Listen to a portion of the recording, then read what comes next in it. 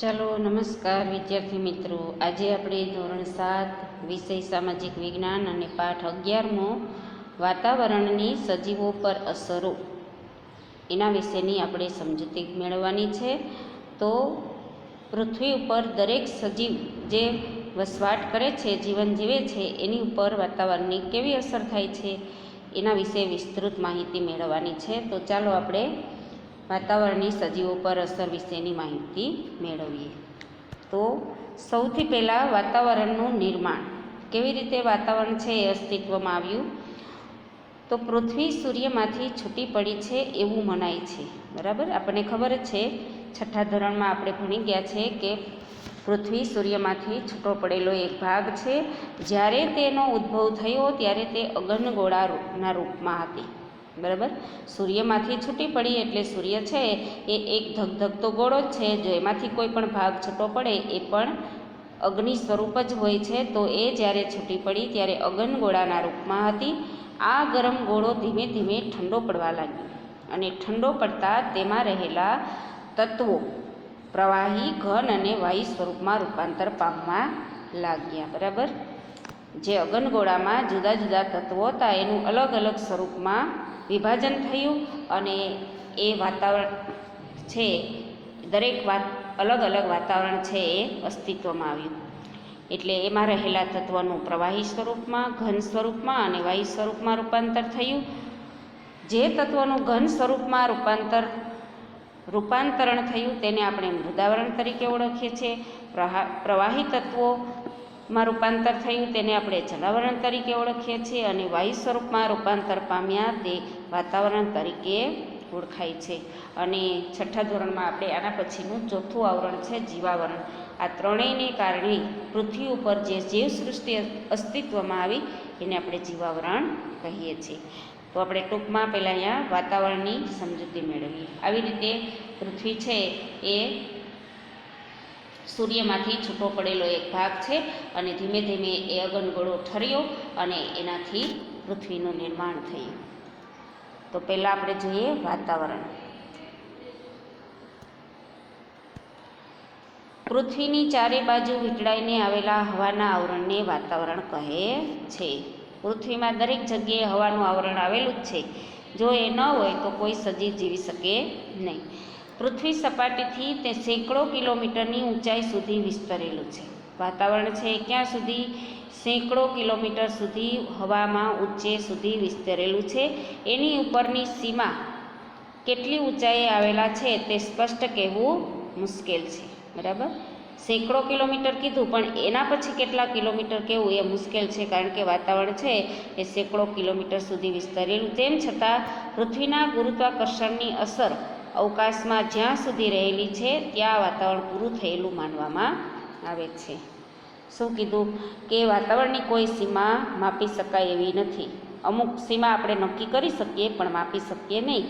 એટલે આપણે એવું નક્કી કરવામાં આવ્યું છે કે જ્યાં પૃથ્વીનું ગુરુત્વાકર્ષણ બળ ભાગ ભજવે છે ત્યાં સુધી આપણે એને વાતાવરણ માનવામાં આવે છે. એટલે પછી ખૂબ ઊંચાઈએ જાઓ તો તમે નીચે પડતા નથી. પૃથ્વીનું ગુરુત્વાકર્ષણ બળ એટલે કે કોઈ પણ વસ્તુ આપણે હવામાં ફેંકીએ છીએ તો એ નીચે આવે છે.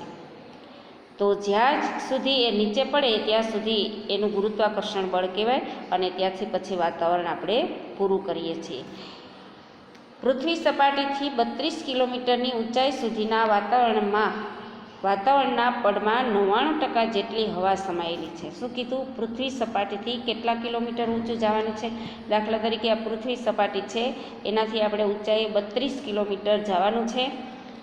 ત્યાં સુધીના વાતાવરણના પડમાં, આ પડનો અહીંયા ઊંચાઈ સુધી આપણે આવ્યા 32 કિલોમીટર, તો આ એનું પડ થઈ ગયું કહેવાય. બરાબર, 99% જેટલી હવા સમાયેલી છે. તો 1% હવા. પૃથ્વી સપાટીથી જેમ જેમ ઊંચે જઈએ તેમ તેમ હવા પાતળી થતી જાય છે. નીચે છે હવા ભારે હોય છે, જેમ ઉપર જઈએ એમ હવા છે એ પાતળી થતી જાય છે. એટલે ઊંચે જઈએ એનું જ્યાં ગુરુત્વાકર્ષણ બળ પૂરું થાય પછી હવા કેવી થઈ જાય છે? એકદમ પાતળી થઈ જાય છે અને ગુરુત્વાકર્ષણ બળ અસર કરતું નથી. તો આ તો વાતાવરણ. હવે છે વાતાવરણના વાયુઓ. વાતાવરણમાં કેટલા વાયુઓ રહેલા છે? આપણને ખબર જ છે કે દરેક પ્રકારના વાયુઓ છે એ વાતાવરણમાં રહેલા છે. જો અહીંયા કોષ્ટકમાં બતાવવામાં આવ્યું છે, આ કોષ્ટક છે આખું એનું પૃથ્વીના ગોળા ઉપર આટલા વાયુઓ છે. અન્ય વાયુઓ 0.01%, કાર્બન ડાયોક્સાઇડ 0.03%, ઓર્ગોન 0.094%, ઓક્સિજન 20.99% એટલે કે 21% જેટલું, નાઇટ્રોજન 78.03%. સૌથી વધારે હવામાં કયો વાયુ છે તો કે નાઇટ્રોજન, એના પછી ઓક્સિજન, એના પછી ઓર્ગોન, કાર્બન ડાયોક્સાઇડ અને બીજા ઘણા વાયુઓ છે એ હવામાં આનું પ્રમાણ આટલું જોવા મળે છે. વાતાવરણ વિના પૃથ્વી પરની સજીવ સૃષ્ટિનું અસ્તિત્વ અશક્ય છે. વાતાવરણ ન હોય, વાયુઓ છે એ ન હોય તો કોઈ પણ સજીવ સૃષ્ટિ છે એ જીવી શકે નહીં. વાતાવરણ વાયુ, પ્રવાહી અને ઘન તત્વોનું બનેલું છે અને તેમાં રહેલા ઓક્સિજન અને નાઇટ્રોજન વાયુઓ જીવ સૃષ્ટિ માટે અગત્યના છે. બરાબર, વાતાવરણ શેકોનું વાયુ, પ્રવાહી અને ઘન સ્વરૂપનું બનેલું છે અને એમાં જે વાયુઓ રહેલા છે ઓક્સિજન અને નાઇટ્રોજન એ દરેક જીવ સૃષ્ટિ માટે અગત્યના છે. જો એ વાયુ ન હોય તો જીવ સૃષ્ટિ શક્ય નથી. વાતાવરણમાં ધુમ્મસ, ઝાકળ, વાદળ વગેરે વાતાવરણમાં રહેલા પાણીના સ્વરૂપો છે. બરાબર, વાતાવરણ એટલે બધું આવી જાય એમાં. ધુમ્મસ આવે છે ઘણી વખત, ઝાકળ હોય છે, ઝાકળ આવે ત્યારે ખબર ને પાણી સવારમાં આપણે ગાડીઓ છે ભીની થઈ જાય છે. પછી વાદળ એટલે વાદળ છે વરસાદ લાવે છે. તો આ વાતાવરણમાં રહેલા પાણીના સ્વરૂપો છે. ધુમ્મસ અને ઝાકળ છે એ આપણે ખૂબ ઓછું જોઈ શકીએ છીએ, વરસાદ આપણે સારી રીતે જોઈ શકીએ, પણ ધુમ્મસ અને ઝાકળ એ પણ પાણીનું સ્વરૂપ ગણવામાં આવે છે. પ્રવાહી તત્વોમાં મુખ્યત્વે બરફના કણો. પૃથ્વી જ્યારે છૂટી પડી ત્યારે ઘન, પ્રવાહી અને વાયુનું નિર્માણ થયું તો પ્રવાહી સ્વરૂપમાં કોનો સમાવેશ થાય છે તો કે મુખ્યત્વે બરફના કણો, જીવજંતુઓ વગેરે છે. અને વાતાવરણ પૃથ્વીને દિવસે ગરમી અને રાત્રે અતિશય ઠંડીથી બચાવે છે. બરાબર, પૃથ્વીને શું કરે, દિવસે ગરમીથી અને રાત્રે ઠંડીથી બચાવે છે. દિવસે ગરમીથી, જો રાત્રે ઠંડી પડી હોય તો દિવસે સૂર્યનો પ્રકાશ છે એના કારણે ઠંડી ઓછી પડે છે અને દિવસ દરમિયાન ગરમીને કારણે રાત્રે ઠંડી પડે તો એ ઓછી થઈ શકે છે. એટલે દિવસે ગરમી અને રાત્રે ઠંડીથી બચાવે છે. વાતાવરણમાં રહેલા વાયુઓનું પ્રમાણ બાજુના કોષ્ટકમાં દર્શાવેલ છે. આપણે અહીંયા જોયું ને તો નાઇટ્રોજન આશરે હવામાં કેટલી ઊંચાઈએ જોવા મળે છે તો નાઇટ્રોજન આશરે 130 કિલોમીટર સુધી જોવા મળે છે. પૃથ્વી સપાટીથી 130 કિલોમીટર. દાખલા તરીકે પૃથ્વી સપાટી છે તો આપણે અહીંયાથી 130 કિલોમીટર ઊંચાઈ સુધી નાઇટ્રોજન વાયુ છે એની હાજરી હોય છે. જ્યારે ઓક્સિજન વાયુ છે એ કેટલી, અહીંથી પૃથ્વી સપાટીથી 110 કિલોમીટર સુધી ઓક્સિજન વાયુની હાજરી હોય છે અને કાર્બન ડાયોક્સાઇડ આશરે 20 કિલોમીટર સુધી હોય છે. અહીંયા 20 કિલોમીટર સુધી કાર્બન ડાયોક્સાઇડ. જ્યારે 130 કિલોમીટરની ઊંચાઈ પછીના આવરણમાં ઊંચાઈ પછીના વાતાવરણમાં હાઇડ્રોજન અને હિલિયમનું પ્રમાણ વધુ હોય છે. 130 સુધી નાઇટ્રોજન છે, એના પછી કયો વાયુ જોવા મળે છે તો કે હાઇડ્રોજન અને હિલિયમ વાયુઓ છે એ એના પછીના વાતાવરણમાં જોવા મળે છે. એટલે આટલા કિલોમીટર સુધી આ જુદા જુદા વાયુઓ છે એની હાજરી હોય છે. હવે જોઈએ વાતાવરણની સ્તર રચના.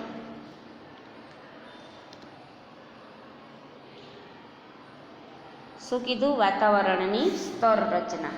તો કેવી સ્તર રચના છે?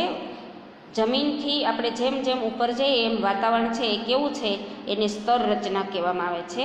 તો વાતાવરણને પૃથ્વીની સપાટીથી ઊંચાઈ તરફ જતા તાપમાન અને વાયુઓની સંરચનામાં થતા ફેરફારના આધારે અલગ અલગ આવરણ કે સ્તરોમાં વિભાજિત કરવામાં આવે છે. વાતાવરણને પૃથ્વી સપાટીથી જેમ આપણે ઊંચે જઈએ એમ એના તાપમાનમાં છે અને એના વાયુની જે રચના છે એમાં ફેરફાર થાય છે. તો આ ફેરફાર છે એ અલગ અલગ આવરણ છે એની રચના કરે છે. આ ફેરફારના આધારે તેના 4 પેટા આવરણો પાડવામાં આવે છે: ક્ષોભ આવરણ, સમતાપ આવરણ, મધ્યાવરણ અને ઉષ્માવરણ. તો આ ચારેય આવરણો છે એના વિશેની માહિતી મેળવીએ, બરાબર. તો પહેલાં ટૂંકમાં કહી દઉં તમને. ક્ષોભ આવરણ એટલે કે જે ઊંચાઈએ પહોંચતા તાપમાન ઘટતું અટકી જાય છે તે સીમાને ક્ષોભ આવરણ કહીએ છીએ. શું કહેવાય? જેમ તમે ઊંચાઈએ જાઓ એમ તાપમાન છે એ કેવું થાય? ઓછું થઈ જાય, ઘટતું જાય છે, તો એને ક્ષોભ આવરણ કહે છે. બીજું છે સમતાપ આવરણ. તો એ 50 કિલોમીટરની ઊંચાઈ સુધી વિસ્તરેલું જે વાતાવરણ છે એને સમતાપ આવરણ કહે છે. ક્યાંથી 50 કિલોમીટર? તો કે ક્ષોભ આવરણથી. ત્રીજું છે મધ્યાવરણ. સમતાપ આવરણથી એટલે કે 50 કિલોમીટરની ઊંચાઈ પછી 80 કિલોમીટર સુધી જે આવરણ છે આવેલું એને મધ્યાવરણ કહે છે. એના પછી છેલ્લે છે બાહ્ય આવરણ. તો એ આવરણ છે એના પણ બે ભાગ પડે છે, અયનાવરણ અને બાહ્યાવરણ. તો બાહ્યાવરણ છે એ અયનાવરણથી એટલે કે બાહ્યાવરણ અયનાવરણથી રેડિયો તરંગોનું પુનરાવર્તન થાય છે, અને જેથી આપણે ટેલિવિઝન છે, નેટ છે, મોબાઈલ છે, એ બધા ઇલેક્ટ્રિક સાધનો છે એનો ઉપયોગ કરી શકીએ છીએ. તો હવે આપણે એની વિગતે સમજૂતી મેળવીએ. પહેલું છે ક્ષોભ આવરણ.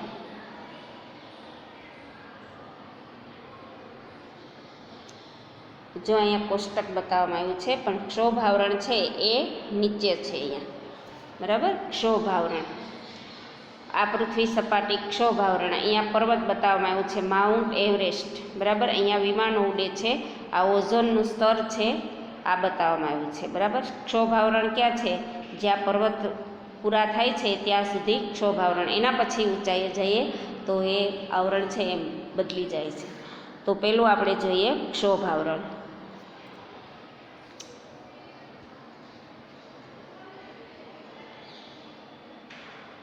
ક્ષોભ આવરણ પૃથ્વીને વીંટળાઈને આવેલા વાતાવરણના પ્રથમ આવરણને ક્ષોભ આવરણ કહે છે. પૃથ્વીની નજીક છે આ આવરણ, બરાબર. તો એની આજુબાજુ જે આવરણ આવેલું છે એને આપણે ક્ષોભ આવરણ કહે છે. વિષુવવૃત્ત પર તે આશરે 16 કિલોમીટર, સમશીતોષ્ણ કટિબંધ પ્રદેશોમાં આશરે 12 કિલોમીટર અને ધ્રુવ પ્રદેશ પર આશરે 8 કિલોમીટર ઊંચાઈ સુધી ફેલાયેલું છે.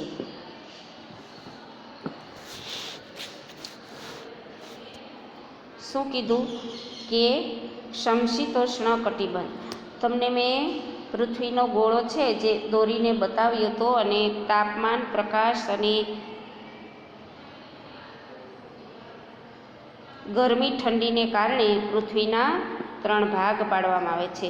આ છે વિષુવવૃત્ત, બરાબર. પછી થોડેક અંતરે જઈએ તો કર્કવૃત્ત, એનાથી થોડેક અંતરે જઈએ તો ઉત્તર ધ્રુવ વૃત્ત, અને સાવ ઉપર ધ્રુવ, ઉત્તર ધ્રુવ, બરાબર.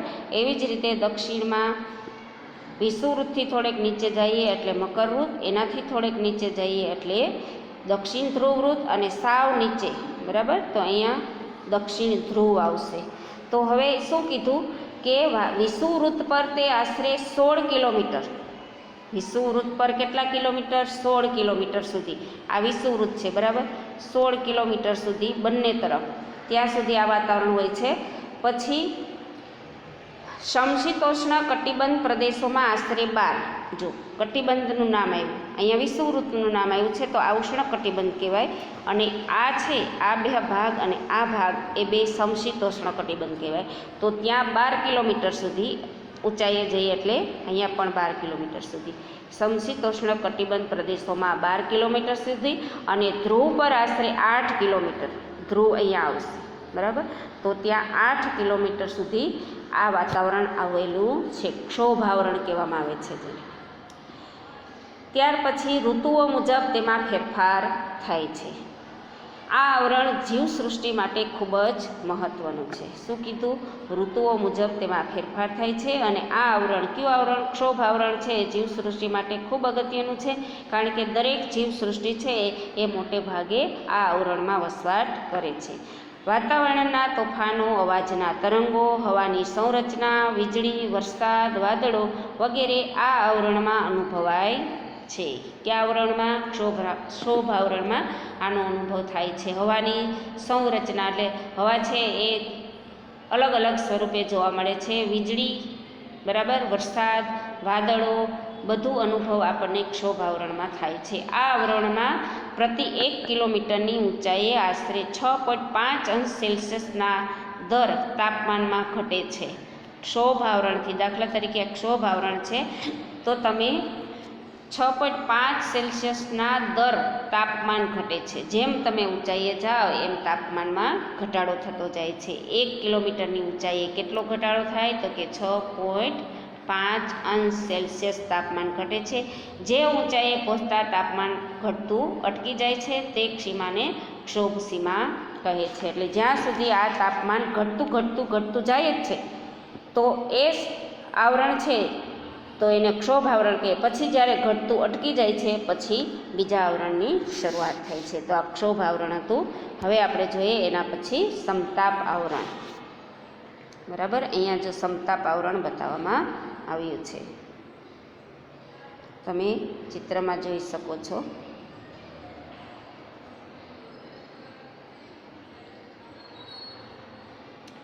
સમતાપ આવરણ, જો અહીંયા આપણે કીધું ને કે જેમ ઊંચાઈએ જઈએ એમ તાપમાન ઘટતું જાય છે, પણ તાપમાન ઘટવાનું બંધ થઈ જાય તો ત્યાંથી ક્ષોભ આવરણ પૂરું થાય છે અને અહીંયા પછી કયું આવરણ શરૂ થયું? સમતાપ આવરણ. ક્ષોભ સીમાથી ઉપરના આવરણને સમતાપ આવરણ કહે છે, જે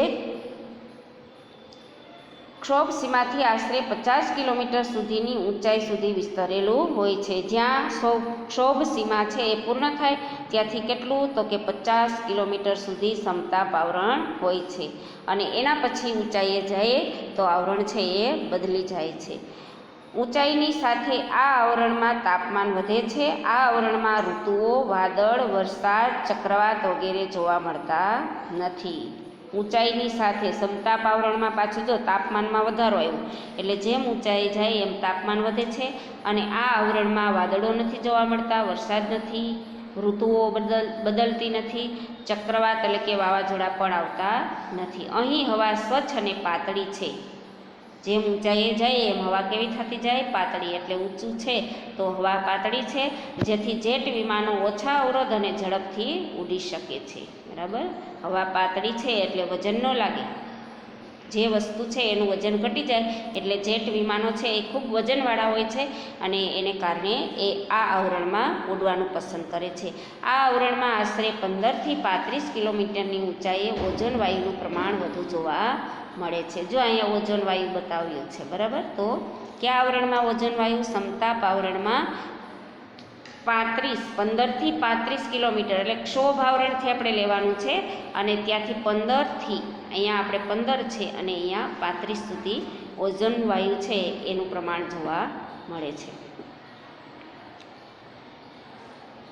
જે સૂર્યના અત્યંત ગરમ અને પારજાંબલી કિરણોનું, સૂર્ય છે એ જે સીધા કિરણો આપે છે ને એ કિરણો ઝેરી હોય છે અને એ કિરણોને પારજાંબલી કિરણો કહેવામાં આવે છે. અંગ્રેજીમાં એને અલ્ટ્રાવાયોલેટ રેઝનું શોષણ કરે છે. અલ્ટ્રાવાયોલેટ કિરણો કહેવામાં આવે છે.